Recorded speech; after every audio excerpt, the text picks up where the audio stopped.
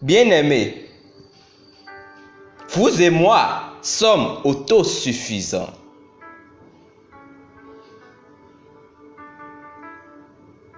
Ce n'est pas en vue de mes besoins que je dis cela, car j'ai appris à être content de l'état où je me trouve. Philippiens chapitre 4, verset 11. L'un des attributs de Dieu est le fait qu'il soit autosuffisant. Il n'a besoin de rien venant de qui que ce soit. Tout est en lui. Il n'a pas besoin de puissance. Il est la puissance. Il n'a pas besoin de sagesse. Il est la sagesse. Il n'a pas besoin de justice. Il est la justice. Il est le Dieu auto-existant et autosuffisant.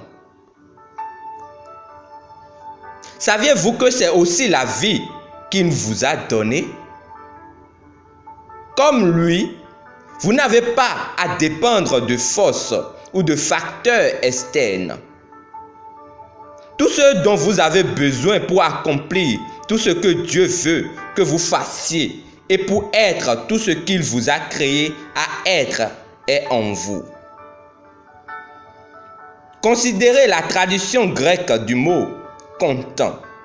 Dans notre écriture d'ouverture, c'est-à-dire « autarxe », d'où le français a dérivé le mot « autarcie ». L'autarcie est la politique d'indépendance économique vis-à-vis des forces extérieures, le fait d'être autonome. Lorsque vous étudiez 2 Corinthiens chapitre 9 verset 8, vous voyez clairement cela comme la volonté de Dieu pour ses enfants. Il dit: « Et Dieu est capable de faire en sorte que toute grâce, toute faveur et toute bénédiction terrestre vous parviennent en abondance, afin que vous puissiez toujours et en toutes circonstances, et quel que soit le besoin, être autosuffisant, possédant assez pour n'avoir besoin d'aucune aide ou soutien, et comblé d'abondance pour toute bonne œuvre et don caritatif. »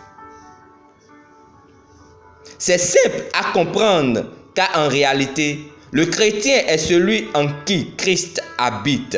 C'est Christ qui est tout. Quand vous avez Christ, vous êtes comblé. Vous avez tout. C'est un fait sur lequel j'ai beaucoup médité dans ma jeunesse et j'ai décidé que ce serait mon expérience, et il en est ainsi depuis toujours. Décidez de vivre dans les bénédictions et l'abondance, car c'est la vie que Dieu vous a donnée en Christ.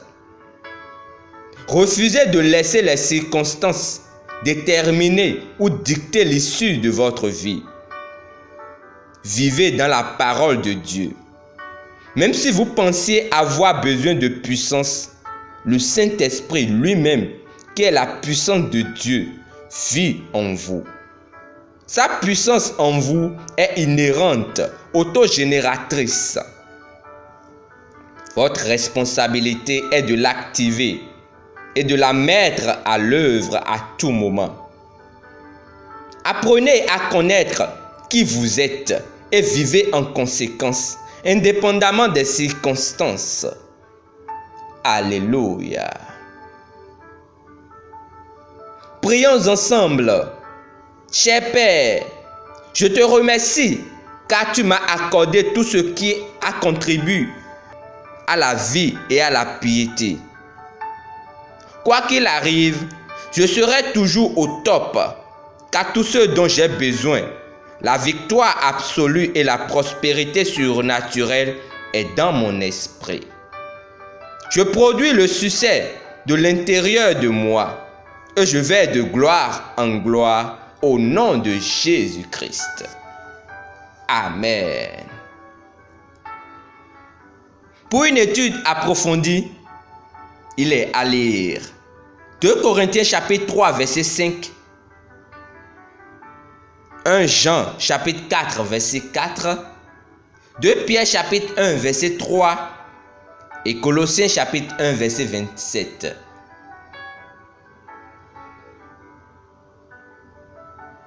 Demeurez richement bénis. Amen.